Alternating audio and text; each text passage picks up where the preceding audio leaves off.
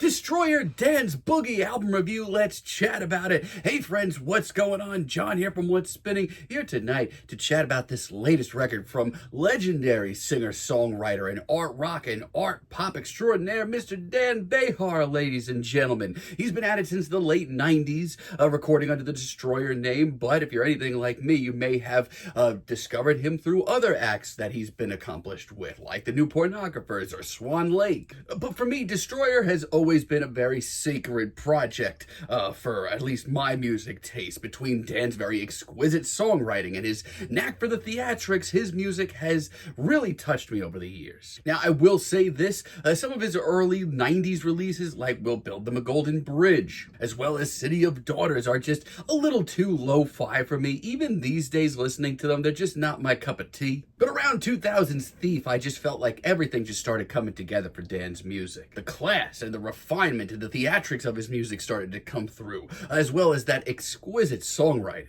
The cleaner production as well absolutely helped. And for a while, Dan just put out banger after banger after banger. Incredible street hawker seduction of the very lively Your Blues. And the unbelievably consistent Destroyer's Rubies are incredible. This night, however, sorry, that one wasn't for me. Dan sounded a little rambly there. And I did fall off for a bit around Trouble in Dreams. I mean, there's so many great ideas on this record, but it's also a little bloated, and some of these ideas don't really go over that well. I mean, honestly, I felt around the time like Dan maybe needed a little bit of a revamp, which we certainly got with Kaput. All these years later, it's just still probably my favorite Destroyer record, and probably always will be. Love the 80s synths all across this thing, and his approach to soft rock was just really, really invigorating. Even after Dan returned after a short hiatus with the Poison Season record, I felt like he hadn't missed a step. Now, God, for so many years, I thought that Dan was one of the most consistent artists, or one of the more consistent artists, I should say,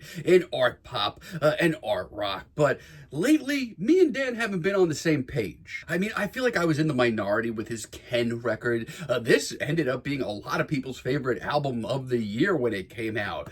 I just really was not into it. I mean, it's got an okay couple of tracks sprinkled throughout, but overall, it's really tame. His next record, Have We Met? I mean, I thought the woozier, synthier direction was pretty cool. The whole intro to this record was really awesome. I mean, Crimson Tide is freaking unbelievable, but really trailed off in the second half. And Labyrinthitis, his last record, I had a lot of the same thoughts on. The swirling synth pop of this record was pretty invigorating. Definitely interesting stuff, but once again, I felt like it trailed off in the second half. Almost to the point where I just didn't feel like reviewing this new record. Thought I would just keep it for myself. However, leading up to it, I did really enjoy the singles. And let me tell you, this is the best thing that Dan has done in a really, really long time. The same thing as Nothing at All kicks this record off. And like, come on, Dan, give me 5 seconds to just take this in. This track is unbelievably beautiful. The wall of synths, the classy strings, the really pristine production as well. This is what I show up for.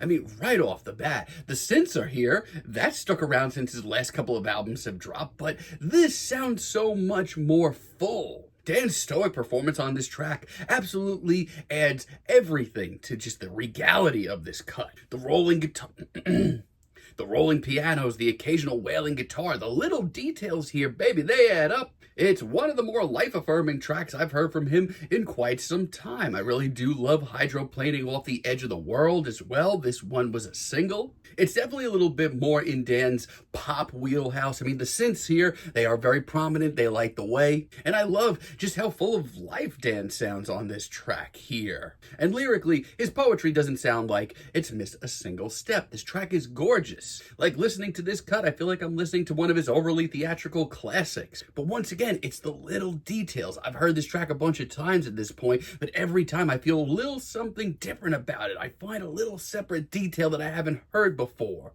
I also just really love how sunny this track comes off. Also, really love Dan's Boogie, this album's title track. I mean, some of the synth work on here is absolutely mind-blowing. This track, it's one of the more kaleidoscopic and colorful tunes here almost has a Neo-Psych flair. Bring in some jazzy woodwinds and another very commanding performance from Dan. To quote Carl Weathers on Arrested Development, you got yourself a stew going. But no matter how kaleidoscopic this track gets, it's never too heady. It's just full of life and different flavors and colors. It's graceful and absolutely beautiful. Once again, I am really impressed with what Dan's putting together here. I mean, it's by far his most lavish record since Poison Season, but I might even think it's better. Also, Bologna is the single alone that really encouraged me to review this project. The atmosphere, the color on display, it's real different for Dan. He also brings Fiverr on for this track alongside of him. It gives this track a very smoky and bluesy feel to it. We get another really super in-your-face and commanding performance from Dan, and the percussion on this track is, whew, it's good. And I have to point out, the production on this record, it adds so much, and honestly, I don't have a lot of bad things to report here. I mean, if I had to choose one track that I'm not head over heels about, it's definitely The Ignoramus of Love. Yeah, this one wasn't a necessity for this record for me. I mean, this just kind of sounds like an okay track from one of his last 3 records. Dan's performance here doesn't move me nearly as much, and I'm not as much of a fan of the stop-and-go instrumental. I mean, there's so much decent material on this record. This just sounds like Dan just whipped it up because he needed a couple more minutes. Outside of that, though, I actually really love this project. I wasn't expecting to love it as much as I did. As a matter of fact, I'm just really impressed. Outside of that, though, I mean, color me impressed. I mean, I wasn't really expecting much from this record, but I think this is one of Dan's most consistent works in a really, really long time. I materialized about halfway through the record. This track's just enjoyable. It's short and it's sweet, but it has a purpose. Dan really maximizes his time on this cut with a very smoky, bluesy ballad with a lot of heart. It's got a hell of a lot of drama for 1 minute and 19 seconds as well. Really love Sun Meets Snow as well. I mean, this very stark, very hushed instrumental actually has me on the edge of my seat. The pacing here, once again, is really on point. It's fairly short once again, but Dan once again maximizes that time by pushing in a whole lot of drama. A very commanding performance as well, and I love the ragtimey pianos and the woodwinds that pop in. It's all so classy. And that's all before this track blossoms into its very lavish finale. Like, if you are a fan of his earlier, more theatrical and elegant material, you're definitely going to want to check this out. Cataract Time is also just so nice on the ears. I mean, an 8-minute single from Dan Behar in 2025. That's ballsy. I mean, this instrumental is just so light and fluffy, but that's okay because it gives Dan so much of an opportunity to really take the lead here and blossom this track with his incredible poetry. And honestly, I just love listening to this track and just losing myself in it. And for an 8-minute cut, I feel like it breezes by just fine. And I absolutely adore the second half of this track where things just kind of morph into this synthy, sunny jam. And Travel Light as a finale just seems, you know, right. It's just Dan and his piano, which after this very colorful, lavish record, I'm happy to hear. His bluesy, bruised performance just has such a sense of finality to it. It's breathtaking, honestly, and just does a really great job of wrapping this record up. I mean, initially, I wasn't even going to touch this record. I've been kind of off on Dan for the last couple of years.